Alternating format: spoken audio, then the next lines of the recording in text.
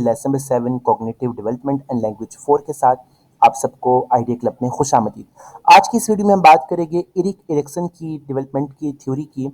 Eric Ericsson एक European psychologist थे, लेकिन वहाँ क्योंकि जंग लगी हुई थी इसलिए वो यूएसए में सेटल हो गए और उन्होंने डेवलपमेंट की दो स्टेजेस मुतारिफ करवाई, एक फिजिकल और दूसरी साइकोलॉजिकल।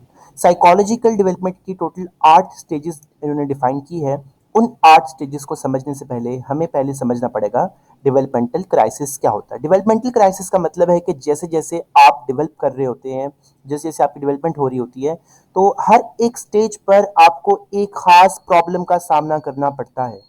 यानी आपकी डेवलपमेंट की हर एक स्टेज पर एक खास प्रॉब्लम का आपको सामना करना पड़ता है, उसे हम कहते हैं डेवलपमेंटल क्राइसिस। फिर आपने जैसे जैसे बच्चा डेवलप होता है वो सीखता है कि किस तरह से उसने प्रॉब्लम को हल करना है, कैसे नेगेटिव और पॉजिटिव अल्टरनेटिव्स को चूज करके उस क्राइसिस को उसने खत्म करना है। इस तरह वो डेवलप करता है। तो ये जो 8 स्टेजेस एरिक एरिक्सन ने बताई थी साइकोलॉजिकल डेवलपमेंट की, वो 8 स्टेजेस जरा डिस्कस कर लेते हैं। पहली स्टेज है ट्रस्ट वर्सेस मिसट्रस्ट स्टेज। जैसे कि इसके नाम से ही जाहिर है, जैसे ही बच्चा पैदा होता है तब से लेकर 18 महीने की उम्र तक ये बच्चा ट्रस्ट और मिसट्रस्ट के स्टेज में होता है, जिसमें ये लोगों पर ट्रस्ट करना सीखता है। जो लोग इसकी मदद करते हैं, जो लोग इससे प्यार करते हैं, तो ये उनसे उन पे ट्रस्ट करता है, उनके पास जाने में हिचकिचाता नहीं है और इस तरह उसकी एक गुड पर्सनैलिटी डेवलप होती है। लेकिन अगर फैमिली के मेंबर्स या कोई भी शख्स उसको हेल्प नहीं करता, उसको डिस्करेज करता है, तो उसके दिल में मिसट्रस्ट आ जाता है, जो उसकी साइकोलॉजिकल डेवलपमेंट के लिए एक अच्छी चीज नहीं है।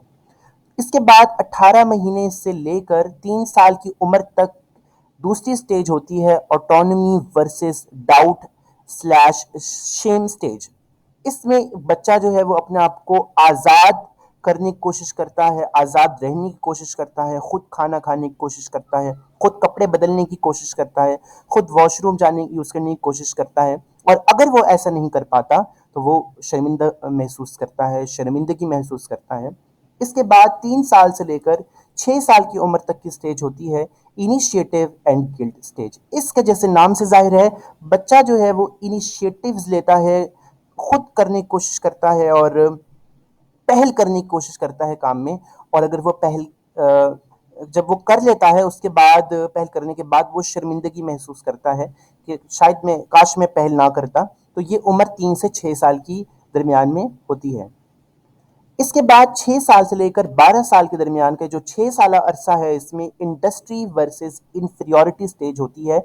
इसमें बच्चा नए स्किल्स सीखने की कोशिश करता है और अगर वो नए स्किल्स नहीं सीख पाता तो फिर वो शर्मिंदा होता है, अपने आप को कमतर समझता है, इनकम्पिटेंट समझता है।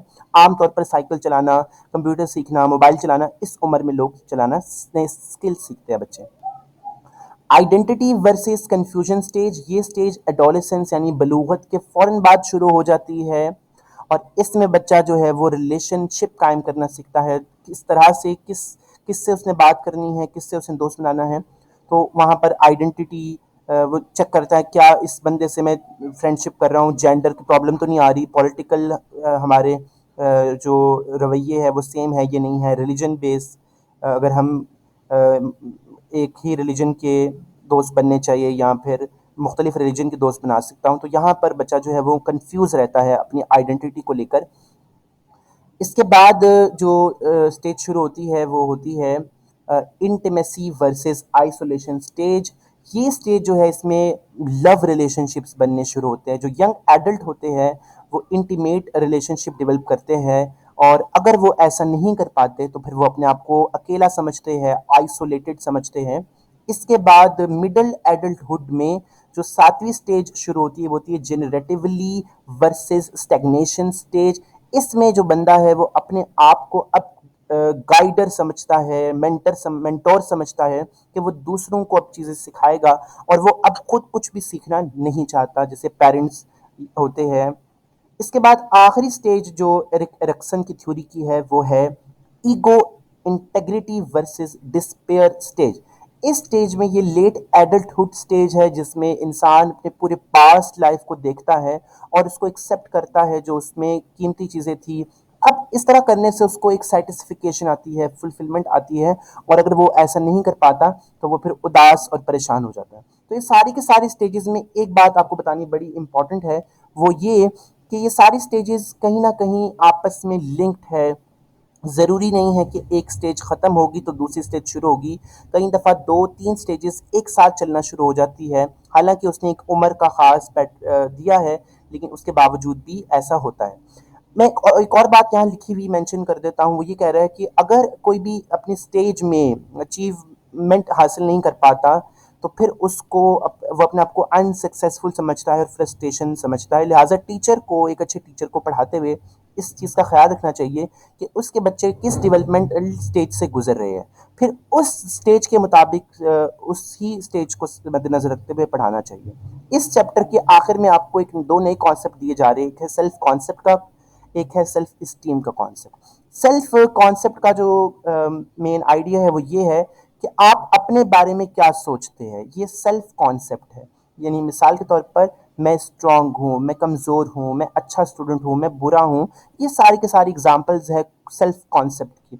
अगर हम सेल्फ इस्टीम को देखें तो सेल्फ इस्टीम भी सेल्फ कॉन्सेप्ट से ही रिलेटेड एक पॉइंट है। सेल्फ इस्टीम में एक इंसान कुछ वैल्यूज को अपने बिहेवियर के साथ अटैच करता है, जैसे जब स्ट्रेस आता है तो मैं बिहेव करता हूँ ब्रेवली, या मैं नर्वस हो जाता हूँ जब एग्जाम में होता हूँ और ये एक बुरी आदत है, तो वो ये मान भी रहा है कि ये एक बुरी चीज है। यानी वो सिर्फ ये नहीं बता रहा कि वो अपने कॉन्सेप्ट नहीं बता रहा, बल्कि वो इस टीम में जा रहा है कि वो कब क्या करता है और क्या वो अच्छी चीज है या बुरी चीज है। तो अगर एक बच्चे का सेल्फ कॉन्सेप्ट अपने बारे में अच्छा होगा और वो अपने ऊपर एतमाद करता होगा, तो वो बहुत अच्छी तरह से काम कर सकेगा। लेकिन अगर वो अपने ऊपर एतमाद नहीं करता, उस पर सेल्फ कॉन्सेप्ट अच्छा नहीं है, तो फिर वो उसके लिए नेगेटिव साबित होगा। एक और चीज़ ये है कि अगर आप सेल्फ कॉन्सेप्ट को इम्प्रूव भी कर सकते हैं ट्रेनिंग्स के ज़रिए। बड़े ज़्यादा ऐसे मोटिवेशन स्पीकर्स हैं जो आपके सेल्फ कॉन्सेप्ट को बेहतर कर सकते हैं। आप ये सोचिए कि आप कर सकते हैं तो आप ज़रूर करेंगे। इंशाल्लाह अगले लेक्चर के साथ मिलेंगे, तब तक के लिए अल्लाह हाफ़िज़ व नासिर।